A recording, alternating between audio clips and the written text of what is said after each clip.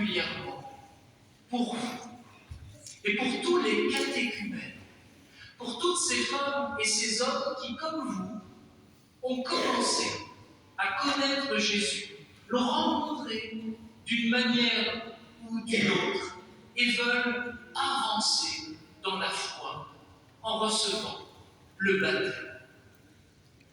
Cet évangile, il est pour vous parce que c'est l'évangile de l'illumination.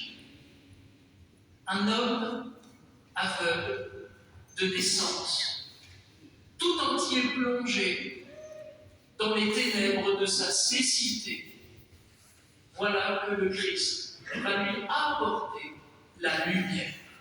Il est illuminé. Savez-vous, frères et sœurs, que c'était la manière dont on parlait du baptême dans l'Antiquité chrétienne? Comment appelait-on le baptême? On l'appelait l'illumination. Un baptisé, c'est quelqu'un qui, dans les eaux du baptême, est tout à coup illuminé par la lumière du Christ, la lumière du ressuscité. Tout à l'heure, dans la petite conférence que j'ai donnée avant la messe, je parlais des catéchèses que faisaient les évêques, en particulier au IVe siècle, au Saint-Sépulcre, la cathédrale de l'archevêque de Jérusalem, qui s'appelait alors Saint Cyril de Jérusalem. Mais il y avait à l'époque bien d'autres évêques. Rendez-vous compte, à l'époque, vous auriez eu un évêque rien que pour vous faire la catéchèse tout au long du carême. Et ces catéchèses qui étaient données par les évêques, on les appelait les catéchèses ad illuminandos, c'est-à-dire en latin, je traduis, les catéchèses pour celles et ceux qui doivent être illuminés. Pourquoi avons-nous besoin d'être illuminés? Eh bien, vous l'avez peut-être remarqué, dans la communauté chrétienne, comme ailleurs sur la planète, tout le monde n'a pas la lumière. Parfois on dit, oh, lui, il n'a pas la lumière à tous les étages. Nous avons tous besoin de la lumière du Christ. Cette lumière qui est offerte quand nous venons à lui par la foi et que, accueillis dans l'Église, nous sommes plongés comme l'aveugle de naissance dans les eaux du baptême. Vous avez remarqué, évidemment, c'est la raison pour laquelle cet évangile est choisi sur votre parcours de catéchuménat, votre parcours vers le baptême, parce que cet homme, Jésus lui dit, va te laver, va te plonger dans la piscine de Siloé, va t'immerger dans l'eau qui n'est encore que le symbole de ce bain dans la lumière, de ce bain dans l'amour inconditionnel de Dieu pour tous les hommes. Mais vous l'avez remarqué, si Jésus envoie cet homme se plonger dans les eaux de la piscine de Siloé, ce n'est pas seulement pour honorer le signe de l'eau, le signe par excellence du baptême. Non, non, il y a un autre signe auparavant. Un signe d'ailleurs qui est drôlement curieux. Ailleurs dans l'Évangile, il arrive à Jésus de guérir des malades, des aveugles d'ailleurs, d'autres aveugles, et même de ressusciter des personnes qui étaient mortes par la seule puissance de sa parole. Une parole suffit parce qu'il est la parole de Dieu, la parole qui a tout créé, la parole créatrice. C'est lui, le Verbe de Dieu, la parole de Dieu qui s'est faite chair. Et donc, Jésus, par la seule autorité de sa parole, guérit, libère, ressuscite. Parfois, il pose un autre geste, celui que nous poserons tout à l'heure sur vous, l'imposition des mains. Mais c'est un geste tout simple. Aujourd'hui, Jésus pose un geste qui lui vaut de ne pas passer inaperçu, un petit peu comme ce petit garçon qui se promène parmi nous.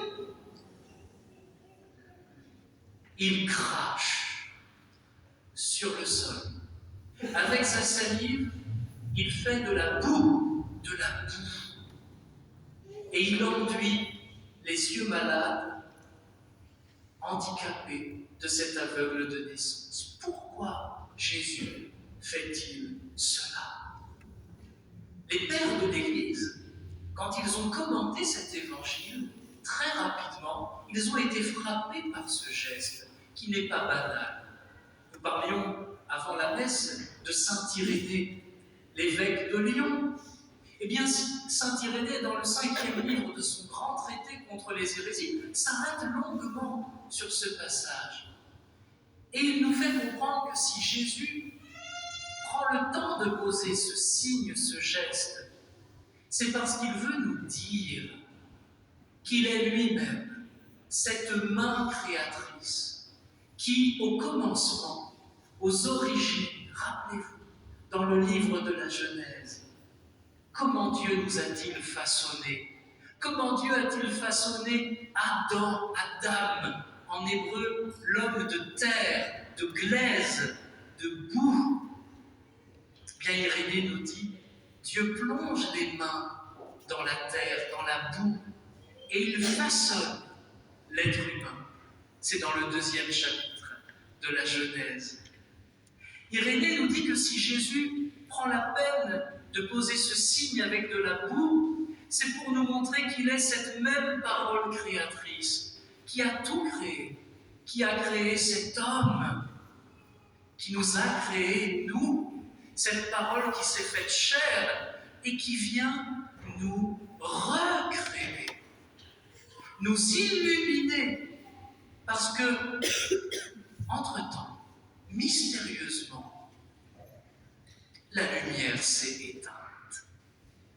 Vous l'avez remarqué, à la fin de cet évangile, les bien-pensants qui entourent ce mendiant, qui ne paye pas de mine, cet aveugle-né qui mendiait.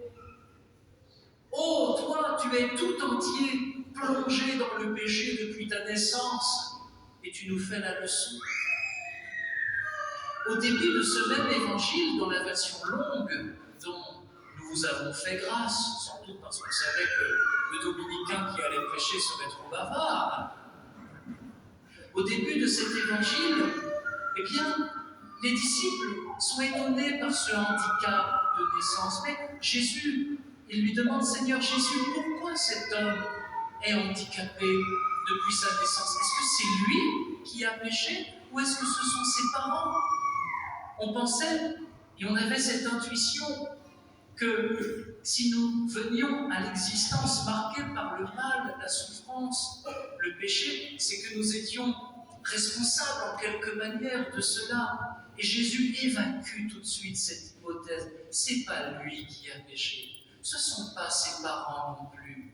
Et on pourrait remonter comme cela très haut, ni ses grands-parents, ni ses arrière-grands-parents. Mais s'il est dans cet état, c'est aujourd'hui pour que vous soit manifestée la gloire de Dieu qui vient recréer cette humanité qui a été abîmée par le péché. Tous, nous sommes en quelque sorte venus à l'existence privés de cette bienheureuse lumière. Tous, nous disent les pères de l'Église, nous sommes en quelque sorte venus à l'existence aveugles de naissance. C'est pas de notre faute. C'est pas de la faute de nos parents. Et les théologiens s'arrachent encore les cheveux. Vous voyez ce que ça donne, hein? Pour essayer d'exprimer ce mystère du mal qu'on appelle le péché des origines, pour rendre compte que depuis le commencement, l'être humain n'est pas encore pleinement habité par la lumière de Dieu. Mais en Jésus, cette lumière, et c'est cela l'essentiel, cette lumière se lève, cette lumière nous est donnée. Et je termine par là.